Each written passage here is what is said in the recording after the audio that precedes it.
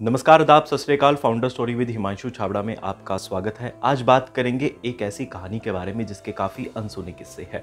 मारुति 800 नाम आपने सुना ही होगा, भूले तो नहीं होंगे। सड़कों पर दौड़ने वाली भारत की सबसे सस्ती कार की ये कहानी है।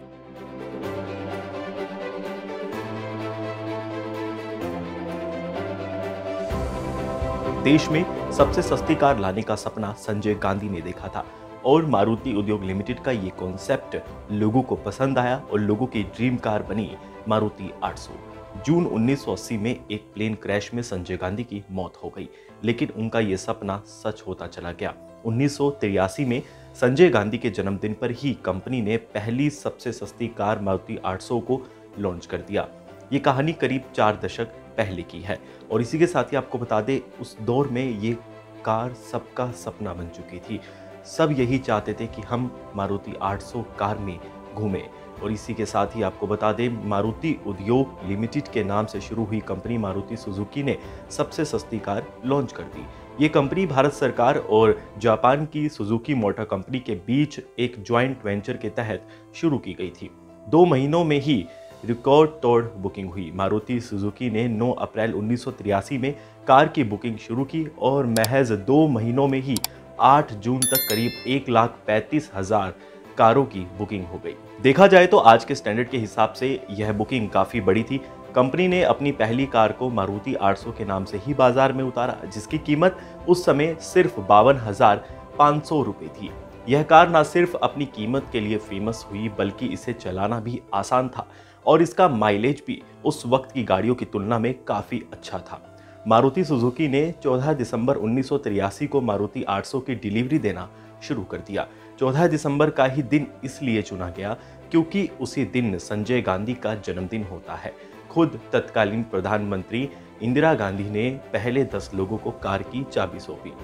मारुति सुजुकी की पहली कार इंडियन एयरलाइंस के कर्मचारी हरपाल सिंह को सौंपी गई। पीएम से कार की चाबी लेते हुए उनकी तस्वीर भारतीय ऑटोमोबाइल इंडस्ट्री का हिस्सा बन गई। मारुति सुजुकी के चेयरमैन आरसी भार्गव बताते हैं कि यह सब अचानक नहीं हुआ। सरकार की लिस्ट में प्राइवेट ट्रांसपोर्ट थोड़ा नीचे था क्योंकि तब तक यह इसे लग्जरी और अमीरों की चीज़ जो है वो माना करते थे। इसी के साथ ही उस दौर में सरकार पब्लिक ट्रांसपोर्ट पर ही ज़्यादा फोकस करती थी, लेकिन इंदिरा गांधी चाहती थी कि संजय गांधी ने जिस सस्ती कार का सपना देखा है वह उनकी मौत के बाद भी जिंदा रहे। यही वजह है कि इस कंपनी के लिए सरकार ने कुछ मदद भी मुहैया कराई और इसी के साथ ही कहा जाता है कि सरकार ने इस कार के काफ़ी पार्ट्स और तकनीक के लिए कस्टम ड्यूटी में भी काफ़ी छूट दी थी। उस दौर में किसी भी सरकारी कंपनी में विदेशी कंपनी का शेयर नहीं था, लेकिन आपको बता दें कि उस वक्त 40% तक विदेशी कंपनी की हिस्सेदारी को इजाज़त मिली थी।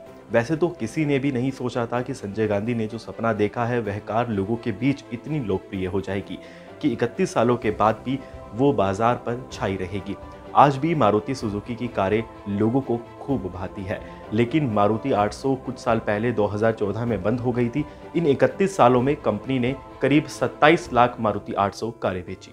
उसकी जगह कंपनी ने बाजार में अल्टो 800 उतारी, जिसे भी लोगों ने काफ़ी खूब प्यार दिया। हालांकि ऐसे भी खबरें सामने आ रही है कि सरकार एक बार फिर से मारुति 800 को रीलॉन्च कर सकती है। मारुति 800 की सबसे अधिक कारें सन 2000 में बिकी थी, जिसके बाद 2000 में ही अल्टो 800 लॉन्च हुई और काफ़ी ग्राहक उसकी ओर खींचे चले गए। उसके बाद सिलसिला रुका नहीं। मारुति सुजुकी की कार ने मार्केट में अलग पहचान बनाई। ये थी कुछ दिलचस्प कहानी मारुति सुजुकी की। आगे भी आपको ऐसी ही कहानियों के बारे में रूबरू कराते रहेंगे, बताते रहेंगे। देखते रहिए हमारा ये show founder story with Himanshu Chhabra. जाने से पहले चैनल को लाइक कीजिए, सब्सक्राइब कीजिए, शेयर कीजिए।